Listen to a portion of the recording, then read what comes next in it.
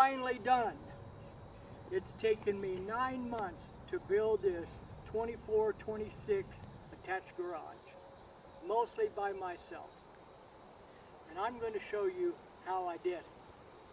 I can tell you over there by that stick.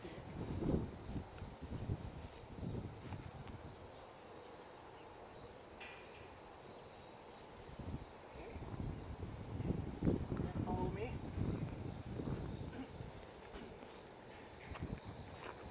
Kind of keep the video on going. Remember, don't look at the cars.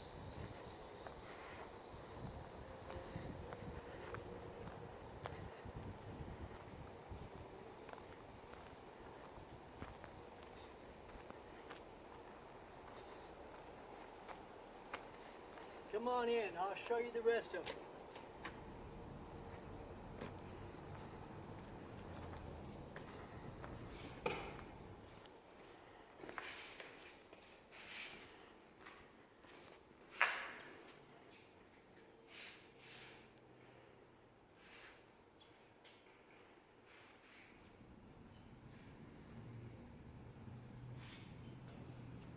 So I built this, like I said, mostly by myself.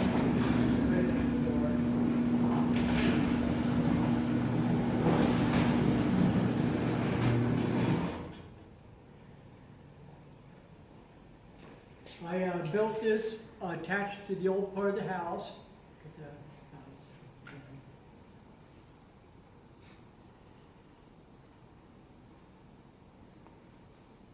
And I put in all the electricity, all of that.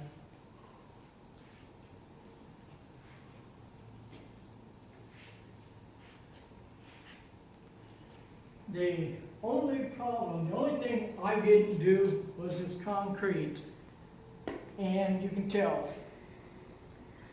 I hired somebody, Sam the concrete guy.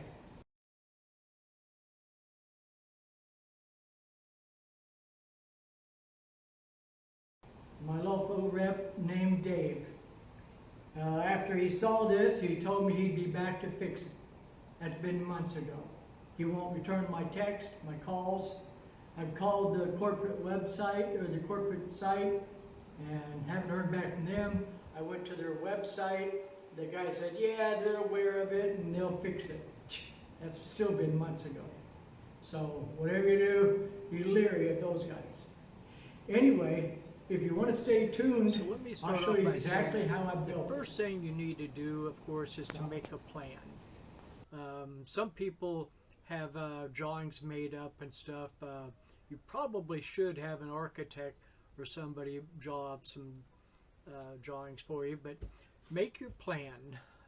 Make sure that you know exactly what you want to do, and of course a guess about how much it's going to cost, so you can make sure that you're prepared for it. So the very first thing, of course, we decided that we were going to go ahead and have this attached garage here on this side of the house, and maybe eventually someday, who knows, we'll make a door into the house, but I don't know if that's going to happen or not. So we decided to go ahead and put it there. The first thing we did, of course, was to get a permit. So you're going to have to go with whatever the laws are in your county or city and state as far as that goes. But we had to get 2 permits, one for the electrical and one for the construction part. Then after that, as I said, we hired a contractor, Sam the concrete man, to do the concrete slab. He came out, he had to dig footings. We had the inspector come out, inspect the footings and make sure everything was okay, and of course it was. And then he went ahead, poured the footings, and then poured the slab. So that's where I take off. That's where I started doing my work. The first thing I did was do the block. The 4 by 12 inch blocks around the outside, and of course this is making sure that I laid out for the 16-foot garage door in the front, and then we had a 3-foot entry door there on the right hand side, you can probably see. So, and that was a lot of hard work laying the block. I can show you here. I for some reason my fingers got really sore doing that, and I've got pictures here I'll show you. But yeah, wow, that was a lot of hard work laying that block. They said that this was called concrete poisoning, which because I used my bare hands mixed into concrete, I guess. And so after the block is laid, and by the way, you don't have to use block. Some people just put the studs right on the concrete, which is fine. It's just was the way I wanted to do it. So anyway, after the concrete block is put down, then I went ahead and started building the walls. I laid down the 2x4s and the headers and the footers and just went ahead and nailed them all together, and then I had a friend help me set them up. So this is the first wall, and you can see, of course, I had to cut into part of the house to make sure I went up against the studs of the house. I also wanted to mention that you don't want to forget to put down moisture barrier between the concrete and the walls when you put them up, whether it's straight to the concrete slab or in my case the block. Make sure to put in the moisture barrier. Also, you'll notice that I put windows in at least on this side.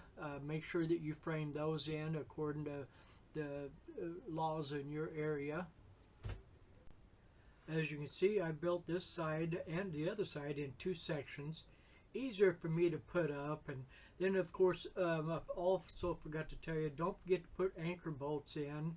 And when you do put the anchor bolts in, make sure you line them up between the 2x4s for the studs, which in my case were 16-inch on center. On this side, you can see that I added a door, an entry door for this side, which would be another good time for me to mention. Don't forget to put headers above your doors and windows. In my case, I think that we used 2x4s, which doubled up with a piece of plywood in between them, which I think was sufficient according to county laws and state laws that we have in this area. So, and then of course, also don't forget to brace up your walls. It would really suck if they happen to fall over during the wind or whatever when you're going from one side to the next. Talking about headers, because I had a 16-foot garage door putting in the front, I needed to have two 2x12 sandwiched together with a piece of plywood in between them to go up there. And of course, they had to be a little longer than 16 foot because they have to go over the header trimmer studs and next to the header king studs. So let's not forget to do that. And of course, that was fun putting that up once I built it. I did have to have a friend help me set that up on the anchor bolts and get it tied in there. And of course, then right now is the perfect time to remind you that now you need to make sure everything is shored up. Everything is straight, has to be squared, and you might even go, cross corner to check measurements to make sure everything is squared up. Next, you're going to want to go ahead and make sure to put up the top plate. That's the last 2x4 that goes across the very top of the sides there. And in my case, I made them a little long because you're going to want to put on the overhang ladder there on the front for the ease. So don't forget to do that. Make things a little easier when you put them up there. And I forgot to mention early on that you would probably want to pre-order your trusses. Like I said, in my case, this was a 24-foot wide garage, 26-foot long, so it's pretty standard size to pre-order them. I thought it might take a while to get them, but it really wasn't too bad. I think it was like 3 weeks lay time, so it wasn't too bad. So anyway, you're going to go ahead and want to put the trusses up, and make sure that you space them out 16 inches. Like in my case, make sure they're centered You might even need to line them up, line with a chalk line or something across the top to make sure they're all lined up. And go ahead and put spacers in between them all the way out to the end. So next you're going to want to go ahead and put up the OSB board around the sides and in my case the front there across the top. And then go ahead and put house wrap around it. Then, as I said, you can see on here also that I went ahead and made the overhang ladder there for the front.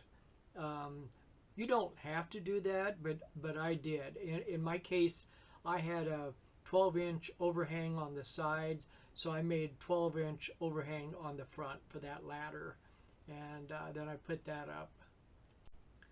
And at this point, you're going to want to put the roof sheathing up all the way around.